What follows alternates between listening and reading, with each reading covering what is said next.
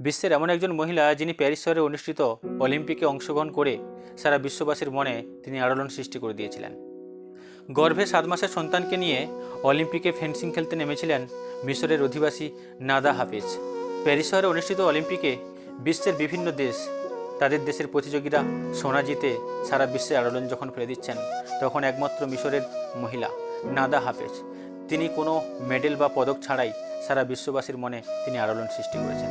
অলিম্পিকে বিশ্বের বিভিন্ন দেশ যখন তারা সোনা জিতে সারা বিশ্বে আলোড়ন সৃষ্টি করছেন, এমন সময় মিশরের একজন মহিলা যিনি কোনো পদক ছাড়াই সারা বিশ্ববাসীর মনে তিনি আলোড়ন সৃষ্টি করেছিলেন।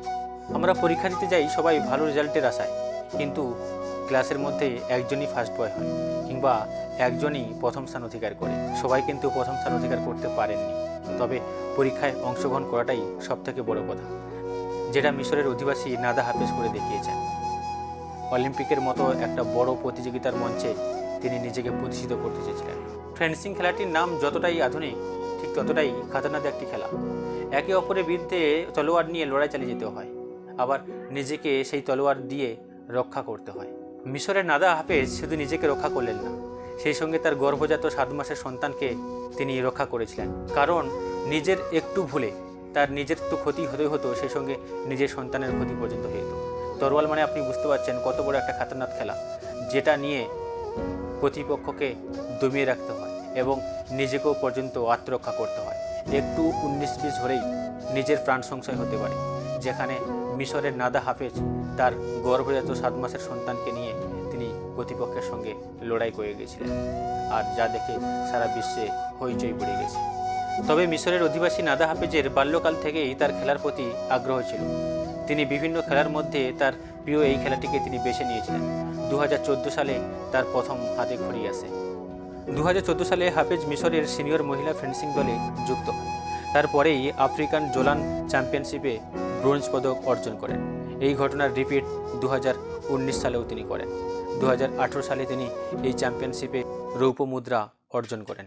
মিশরের অধিবাসী নাদা হাফেজ, যার বর্তমান বয়স মাত্র 26 আর 3 মাসের অপেক্ষা, তারপরেই তার সন্তান পৃথিবীর আলো দেখবে, এমত অবস্থায় ফেন্সিংয়ে অংশগ্রহণ করেছিলেন তিনি। এই নিয়ে হইচই পড়ে গিয়েছে সারা বিশ্বে। গর্ভজাত 7 মাসের সন্তানকে নিয়ে তিনি লড়াইটা চালিয়ে গিয়েছিলেন, কিন্তু শেষমেশ আর রক্ষা করতে পারলেন না। বিশ্বের 16 নম্বর র্যাঙ্কিংয়ে থেকে তিনি হেরে গেলেন। আর অলিম্পিকে 16 নম্বর র্যাঙ্কিংয়ে হেরে যাওয়ার পর তিনি সোশ্যাল মিডিয়ার ইনস্টাগ্রামে তিনি পোস্ট করেন যে আপনারা যখন মাঠে দুজন খেলোয়াড় হিসেবে আপনারা যখন দেখতে পাচ্ছেন, তখন আদপে দুজন ছিলেন না। সেই সঙ্গে আমি আর আমার সন্তান প্রতিপক্ষের সঙ্গে লড়াই করে গিয়েছিলাম। এই লড়াইটা ছিল আমার কাছে অত্যন্ত কঠিন, তা সত্ত্বেও আমি এই লড়াইটা লড়ে গেছি। পরে আর আমি এই লড়াইটা পারবো না জানতাম, তাই শেষমেশ হয়তো আমি এই লড়াইয়ে আত্মসমর্পণ করেছি। আপনারা ভাবুন তো, মাত্র 3 মাসের অপেক্ষা, আর 3 মাসের অপেক্ষার পর তার ফুটফুটে সদ্যজাত সন্তান পৃথিবীর আলো দেখবে। যেখানে বিশ্বের বিভিন্ন ডাক্তাররা বলে যখন আপনি প্রেগনেন্সি তখন আপনার বাড়ির কোনো কাজ পর্যন্ত করতে দেওয়া হয় না, অথচ বিশ্বের এমন একজন মহিলা যিনি 7 মাসের সন্তানকে গর্ভজাত করে তিনি বিশ্বের অলিম্পিকের মতো একটা শ্রেষ্ঠ মঞ্চে, যেখানে তিনি নিজেকে প্রতিষ্ঠিত করতে চেয়েছিলেন, কিন্তু তিনি আর পেরে উঠতে পারছিলেন না, তাই বাধ্য হয়ে তিনি আত্মসমর্পণ করে সেখান থেকে ফিরে এলেন। স্যালুট তোমাকে নাদা হাফেজ।